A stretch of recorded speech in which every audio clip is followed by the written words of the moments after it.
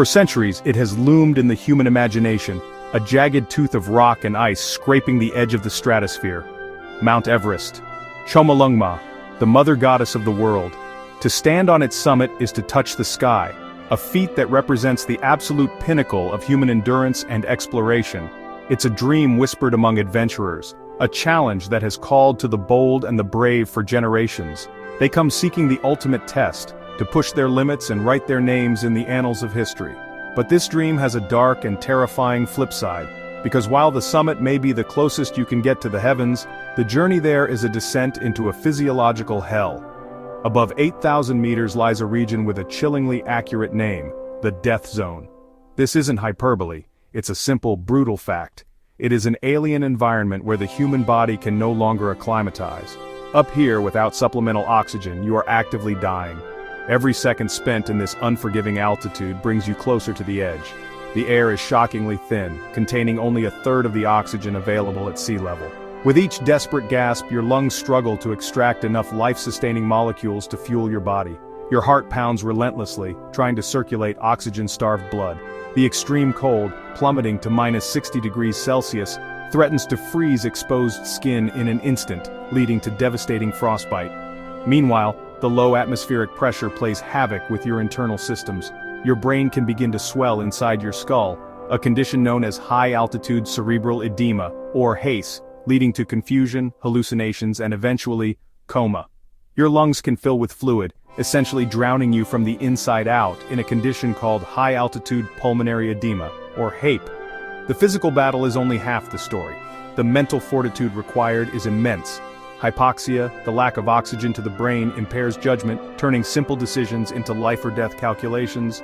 Climbers have reported vivid hallucinations, seeing phantom companions or feeling an inexplicable urge to simply lie down in the snow and sleep forever. The mountain is littered with reminders of this unforgiving reality. The infamous Rainbow Valley is a grim testament to the more than 300 souls who have perished on its slopes, their brightly colored gear a somber landmark for those who follow. So, what is truly happening to the human body in this vertical battleground? How does it fight back against an environment actively trying to kill it? We will peel back the layers of this extreme physiological challenge, from the first gasp for air at base camp to the final agonizing steps to the summit. What does it take to survive the top of the world? Let's find out. Above 8,000 meters, or 26,247 feet, lies a realm known by a name that is both a warning and a final verdict: the Death Zone. This isn't hyperbole, it's a stark physiological boundary. Here, the rules of survival are rewritten and the human body begins a battle it is destined to lose. The air is not just thin, it is an ethereal whisper of the life-giving atmosphere we know. In this alien landscape, battered by jet stream winds and sub-zero temperatures, the clock starts ticking for every climber who dares to enter. Oxygen levels here are just a third of what we breathe at sea level. But the problem is even more insidious than that. The barometric pressure is so low that with each breath your lungs struggle to extract the few precious oxygen molecules available. This severe oxygen starvation is known as hypoxia. The body, desperate for fuel, begins to shut down non-essential functions. Digestion stops. Muscle tissue begins to waste away. Acclimatization, the process of adapting to altitude, ceases entirely. From the moment you step into the death zone, you are on a strict time limit, your body slowly dying. Every breath becomes a conscious, desperate effort, often feeling like sipping air through a narrow straw, slowly. Climbers rely on supplemental oxygen, a lifeline carried in heavy tanks. But this technology is fragile. A frozen regulator, a leaky mask, or a miscalculation of supply can mean a swift and certain death sentence. Even with a steady flow of oxygen, the body is operating at its absolute limit. Physical strength evaporates, and a simple step can feel like lifting a car. The cold is relentless, seeping through layers of advanced gear, threatening frostbite that can claim fingers, toes, and noses in minutes. But the most terrifying assault happens within the mind. Without sufficient oxygen, your brain cells start dying. This can trigger a catastrophic condition known as high-altitude cerebral edema, or HACE, where the brain begins to swell inside the skull. The first sign is often profound confusion.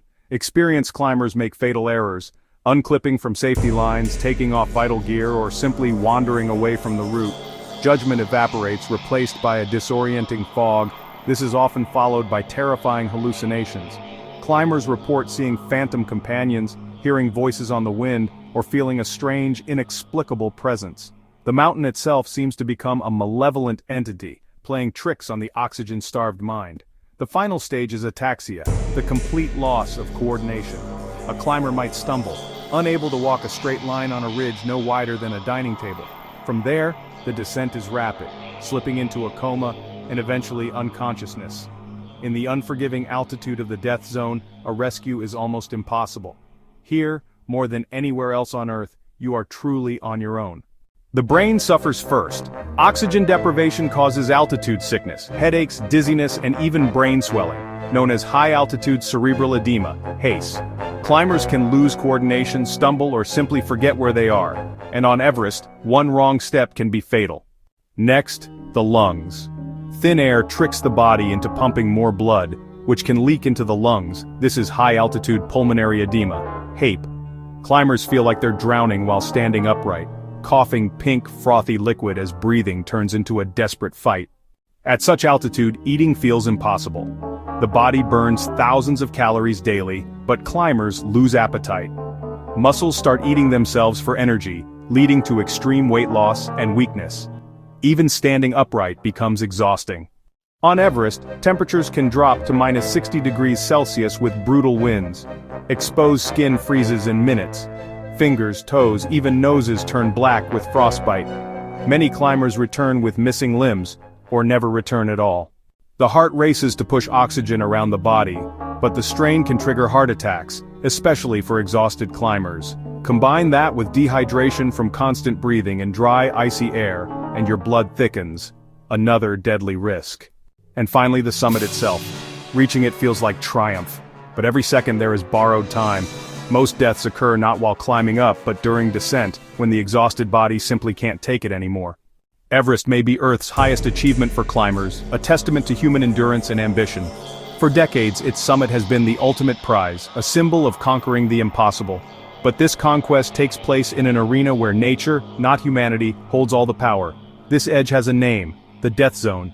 Above 8,000 meters, the air is so thin that life is unsustainable. Here, the rules of biology are rewritten. With every breath, climbers inhale only a third of the oxygen available at sea level. The body, starved of its most essential fuel, enters a state of rapid decline. This isn't a metaphor, it's a physiological fact. The lack of oxygen or hypoxia triggers a cascade of catastrophic failures.